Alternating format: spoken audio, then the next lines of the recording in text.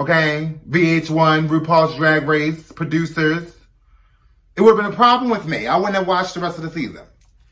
One of your most faithful reviewers would have stopped the reviews, girl. Hey you guys, this is Reese Omega, and you are watching Hey Sis TV. Now I hope you're ready to get your life. I hope you're ready for these thoughts. I hope you're ready for these opinions, and I hope you're ready for this tea. Cause you're all gonna get it on Hey Sis TV. Hello boys and girls, and all my non-binary folk. This is Reese Omega, and you are watching Hey Sis TV.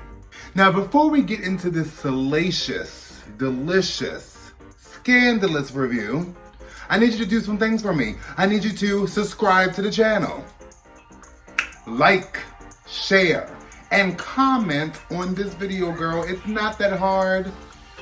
You know, it's pretty simple. Just do it. Just click subscribe. Click that thumbs up. Leave a comment. Share it with your drag race friends. Why not?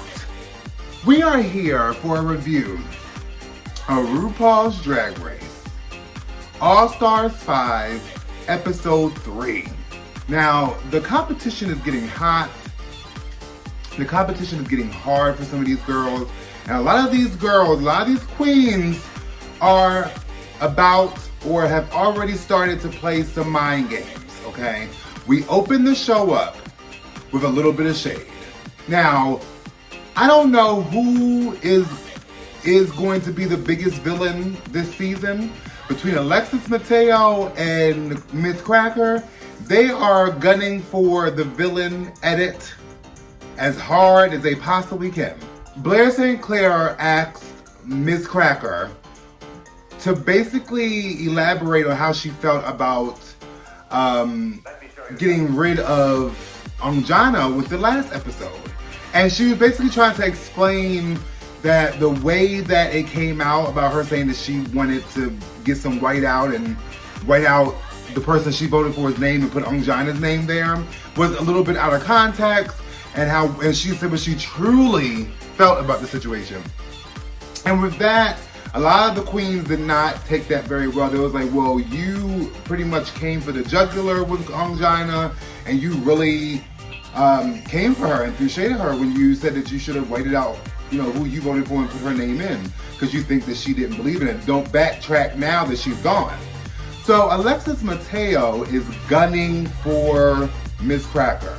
She basically said, if it comes to me voting and I don't like you and I don't trust you, your name will be on that lipstick, sis. So let's hope that things get better with these queens, because to me the shade is just a little bit unnecessary. Somebody has to go, girl. And Ongana was not strong, so Miss Cracker wasn't wrong, but Miss Cracker she was harsh. I must say that. This episode, the challenge was called Get a Room.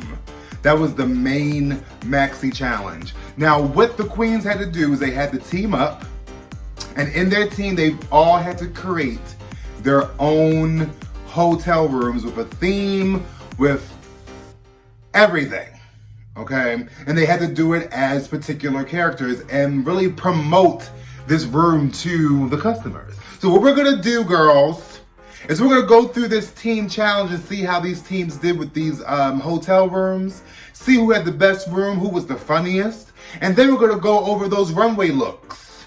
Think I forgot about the runway? Oh, I didn't forget. We're gonna go over that too. So the first team up in the Get a Room Hotel Challenge was Team Shay, Miss Cracker, and Mariah Balenciaga. Now their hotel room was at a hotel called the Golden Girls Palace. So their theme was basically the Golden Girls. They had the banana leaf wallpaper. They had the very Miami retirement facility type look. When it came to their hotel room, I think their presentation, Miss Cracker kind of carried them when it came to the humor of the challenge. The only problem was is that they were just kind of flat when it came to the humor. It wasn't that many jokes. It wasn't that funny. When it came to Shea Coulee's performance, Shea Coulee had the look of B. Arthur that played Dorothy on Golden Girls. She had the look, but the sarcasm, the bitchiness that Dorothy had, it just wasn't there. And then also Shea Coulee was like using Sophia's jokes, like the real older lady on the Golden Girls jokes. Like it was kind of just muddled with her performance. When it came to Mariah Balenciaga, her performance in the Get a Room Hotel Challenge was what I kind of expected. Like Mariah has a funny, she's funny. She has a personality, but doesn't translate into acting challenges. It doesn't translate into improv challenges. So I think she really struggles with that. So she was supposed to be, the flirtatious Golden Girl, like the slutty Golden Girl. It was Blanche Devereaux, and it just wasn't translating. She didn't have that flirty, promiscuous, high sexual energy that she had in that show. So it kind of fell flat for me when it came to Mariah. And then with Miss Cracker to me was the funniest out of the three. Her jokes kind of landed. I love the joke that she made with the phone and having free local calls. They don't do Wi-Fi. So it's like free local calls that you can call your grandkids and tell them how your vacation's going. Also, I'm not sure if this was supposed to be a joke or was it a mess up? But Miss Cracker said to the guests, "Do you want a complimentary slice of cream cheese pie?" And it's like, the other queens were like, "What do you mean cheesecake?" And I'm not sure if it was a joke or did she really mess up and call it a cream cheese pie. I'm not sure. It was kind of like I was lost in translation there. So with their overall group performance, I give it an 8. It wasn't a complete choke, but they took a couple bites of the challenge. I just wish they had that Golden Girl energy, because Golden Girls is hilarious. And I really wish Shea and Mariah were as funny as Miss Cracker was. Miss Cracker kind of held it down when it came to pulling in the jokes. So the next group in the Shantay Enjoy Your Stay Challenge was the Glamour Zone. Now the Glamour Zone had Alexis Mateo, Jujubee, and India Ferrah. Now, Jujubee really carried this hotel room challenge. She carried it. She was the funniest one. Every joke that she told landed. It was very like a dry, sarcastic humor, and also reminded me of like an actual it also reminded me of a skit that would be talking about a hotel room, like very 90s infomercial kind of style. So I really loved Jujubee's performance in the Shantay Enjoy Your Stay Challenge. She did good. She carried that group all the way to the finish line. Alexis Mateo was also funny in the challenge. I think she took a back seat to Juju, but she was funny. A lot of her gestures, a lot of her commentary was funny. India Ferrah faded in the back, girl. What happened with India Ferrah is exactly what I was scared for her about, is that India Ferrah cannot get out of her head, and she kind of lets people take over. She doesn't really take command of a challenge or, push herself to the front. Because when you're in a group full of girls, especially Jujubee and Alexis Mateo, they have big personalities. And you have to show out if you're in a group with these two girls. So I think India Ferrah really failed at shining through the challenge, just to be honest with you. And I kind of was predicting that this would happen at some time, and it's happening much earlier than I thought it would.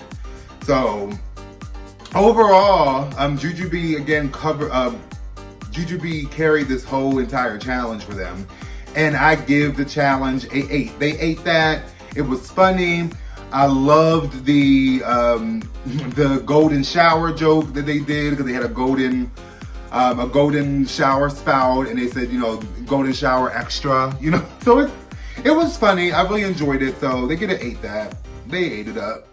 The next group up in the Shantay Enjoy Your Stay Challenge was Blair St Clair and Mayhem Miller, and their resort was called the 24 Karat Experience.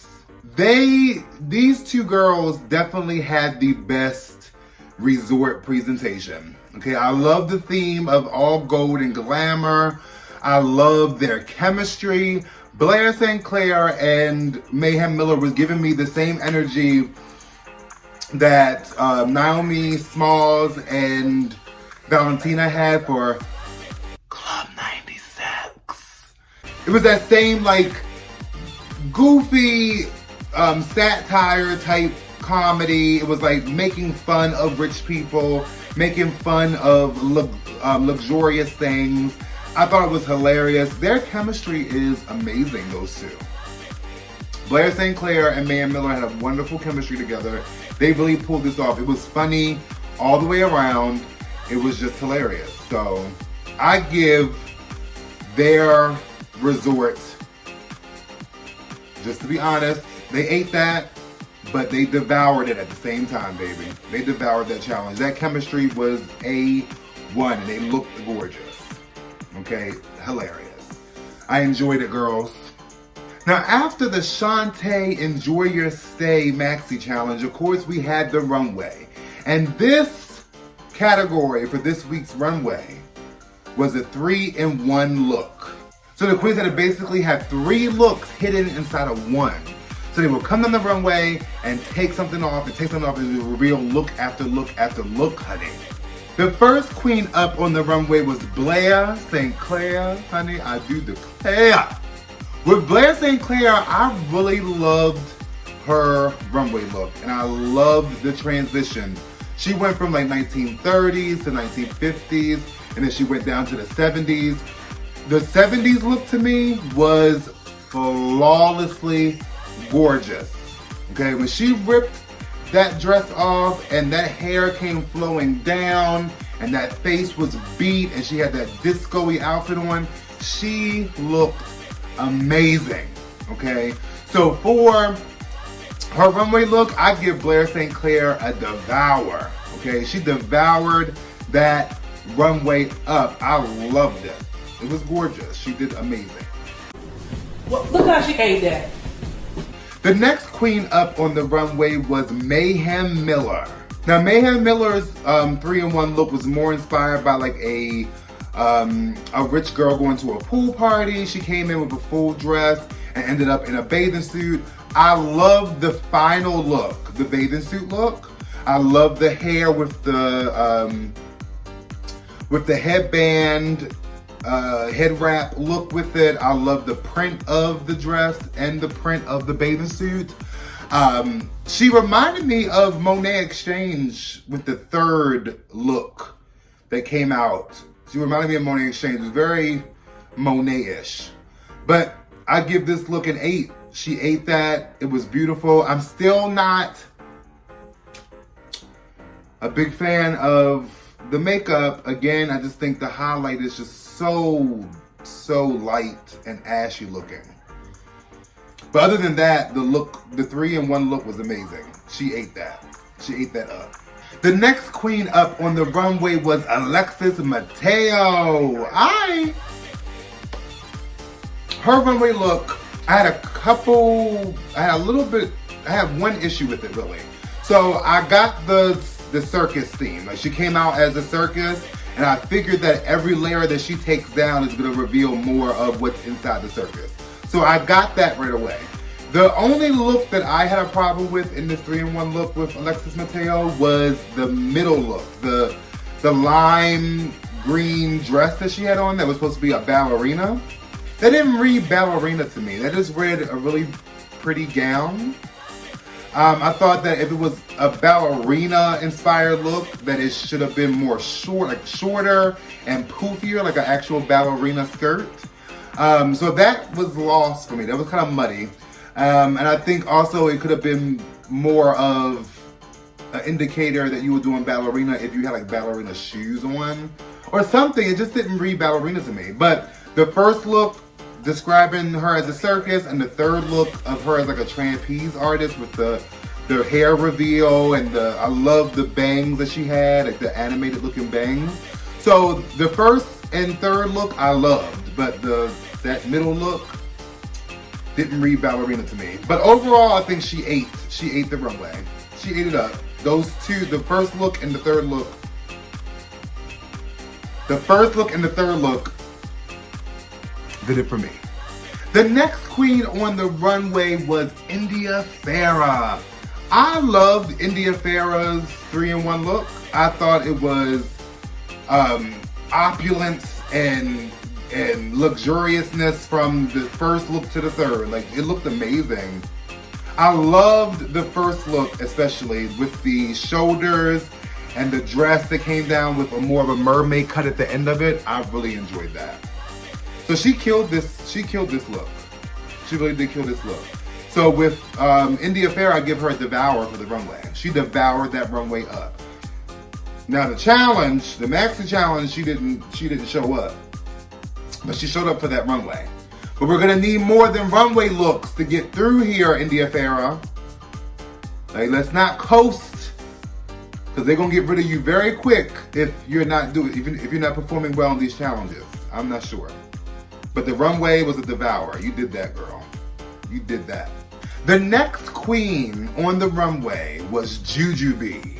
Now, her 3-in-1 look was inspired by holidays. So she did, looks like from what I'm seeing, she did Halloween as her first look. She was a witch with the blonde, with like a grayish blonde hair. The first look in her 3-in-1 was kind of like Party City costumey to me. Showgirl, at least I am a showgirl, bitch. Go back to Party City where you belong. I think she's been in the game long enough to get a much better witch look than that. I could have went and got that from Walmart, from the costume section during Halloween time. The second look was more like a Christmas look. It was like a sexy Mrs. Claus, which I liked. It was very Marilyn Monroe-ish, but make it Christmas.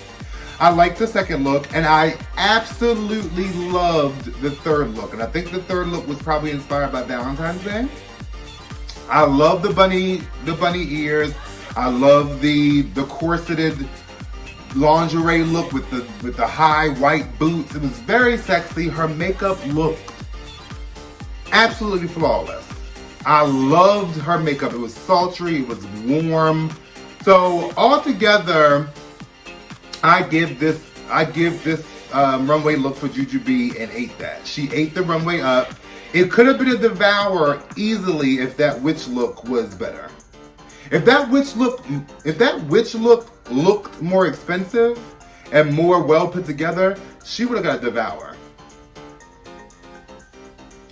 Like, you could do so much with a witch look. I'm not sure she wanted to be super Halloween-y, but it was very Party City. The next queen on the runway was Mariah Balenciaga. I don't dislike her 3-in-1 look as much as like Michelle Visage might have not liked it. I don't think that it was lazy, because Michelle Visage's critique was, it wasn't really a reveal. She just took a jacket off and revealed a dress. It was like, no, I think that it was still a reveal. I liked the 3 looks that she had. The first look was very futuristic. I love the headpiece that she had on. I love the fur. Maybe I can see where Michelle probably thought she was lazy, because the only thing she really did was she took off the fur part and revealed like the second dress. The only thing that I have a critique about is the third gown looked too big for her. Like, it was kind of drowning her and it wasn't fitting correctly right here. So that's the only like bad critique I personally have with Mariah's look. But I think she looked gorgeous. I love the Elvira-esque inspired look of it. So I think she looked beautiful. I just had a problem with the third look. It just looked too big for her. But I give this look an 8. She ate that runway. She took a couple bites of it. She ate that. The next queen on the runway was Ms. Cracker. I absolutely, positively loved her runway look. It was very creative and very, very on brand for Cracker. I love that she came out as like a Fabergé egg, and then that turned into a beautiful long mermaid cut gown, and then she took that gown off and revealed like a more of a train with like a leotard one-piece look. Loved it. I've immediately read Anastasia Beverly Hills. Anastasia, I got it. The red hair, the French look, I got it right away. So I think that I think she looked really good. I love this look. I give Ms. Cracker an 8 that. She ate that meal up to completion. She didn't quite devour it, but she did it. It also reminded me of Madonna. This is maybe just me, but Madonna, when she performed Vogue at the MTV Music Awards back in '91, when she did Vogue with the Marie Antoinette kind of look. So it reminded me of that too. But that's just probably me, because I'm like a Madonna stan, so I see Madonna in everything. The next queen on the runway was my favorite, Shea Coulee. Okay? Now, I'm very upset with the judges for her critiques of shit. You can tell that this look was thought out from top to bottom, okay? It told a story of a caterpillar turning into a butterfly. And I thought it was so well crafted, and I loved the colors, and I loved the shape of it. It was just, I loved it. The only negative critique I could give about Shea Coulee's runway look is maybe the hair. I wasn't a fan of the color of the hair and the style, but I could look past that for the construction and for the thought behind this look.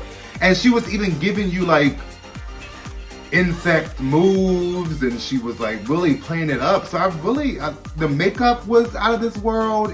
It just seemed so otherworldly. It wasn't even, to me, it didn't even remind me of insect on Earth. It reminded me of alien-esque type look. I loved it.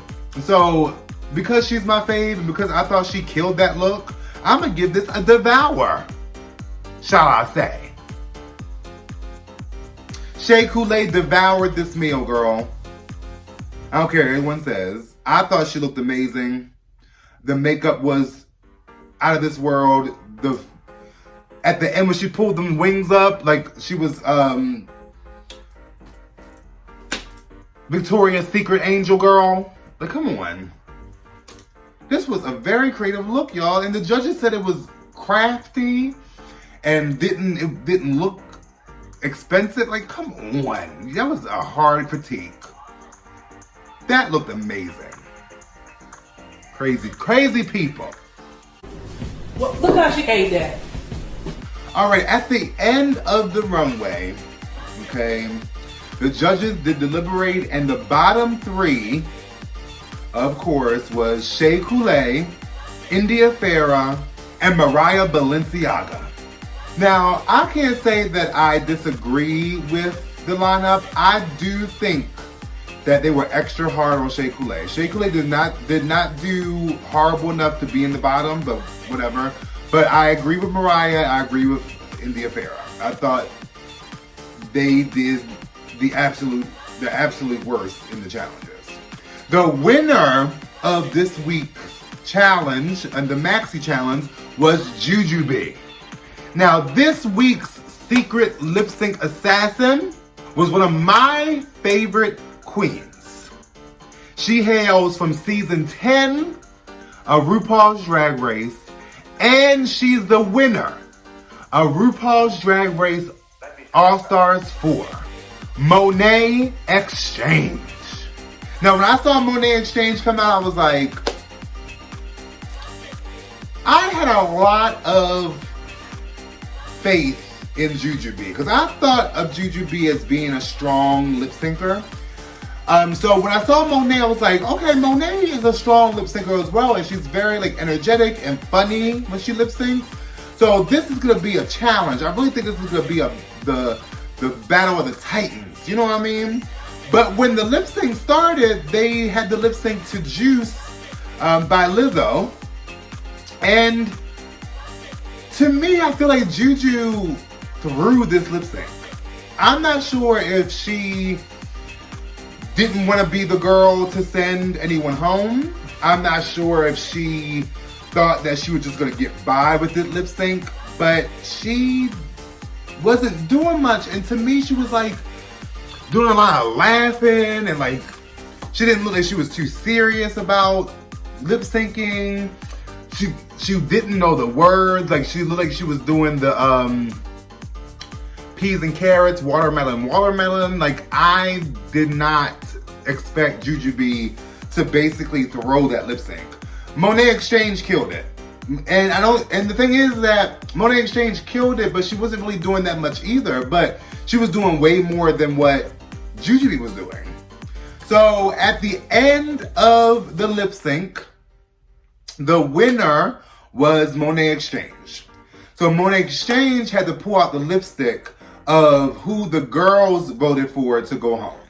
And I was on pins and needles. I said, if those queens send my girl Shay home, I'm not watching this season, the remaining of the season. Y'all would have got no more reviews. I would have been done with this season of All Stars. I wouldn't have watched it anymore. Because it would have been the Manila of All Stars. What was that? All Stars 4? It would have been the Manila. Because Manila didn't deserve to go home when she did. Okay? Shea Coulee did not deserve to go home. So if she would have got sent home, it would have been a problem with me. Wow, Entertainment. Okay? VH1, RuPaul's Drag Race, producers. It would have been a problem with me. I wouldn't have watched the rest of the season. One of your most faithful reviewers would have stopped the reviews, girl. So at the end of the lip sync, when Jujubee lost to Monet Exchange lipstick, the girls voted for Mariah Balenciaga to be sent home. Now, I'm not surprised that Mariah got sent home this early. Mariah, to me, struggles with showing her funny side and really breaking the barrier between, you know, just being herself and being like more, I'm not sure, it's just like her personality does not translate into like acting or improv challenges. So I was not surprised that Mariah went home. I hate to see her go home because I really love Mariah. She's one of my favorite queens to come from Drag Race, but it was time, to be honest with you. And I also wouldn't have been upset if India Ferrah got sent home, because India Ferrah, to me, is in the same boat as Mariah. So I predict that India Ferrah is next. If we're going by true performance and true showmanship, India Ferrah should be next to go. And also, congratulations on Jujubee winning her first challenge ever in her history of being on RuPaul's Drag Race. In her season 2, and her season with All Stars 1, this is her first time winning a challenge. So congratulations is due to Jujubee. Good job, sis. Now, my top girls this week are going to be Jujubee, Blair St Clair, and Mayhem Miller. I think these three queens really did it for me this week, especially Blair St Clair and Mayhem Miller. They really did good with their Shantay Enjoy Your Stay Resort Challenge. That was amazing. They did a great job. Congrats to them. All right, that was my review. My salacious, controversial review of RuPaul's Drag Race All-Stars 5, Episode 3. Now let me know what you think in the comments. Who do you think were your top queens this week? Who do you think deserved to go home? Were you just as mad about Shea Coulee being the bottom as I was? Were you on edge thinking that the best queen on the show was about to leave? Let me know in the comments. Share this. Start a discussion, girl. Now, I don't care what part of the day, what part of the night, what part of the week, what part of the weekend, what part of the month, girl. I hope you enjoyed this video and this review. Let me show you something. Now remember, Black Lives Matter. All Black Lives Matter.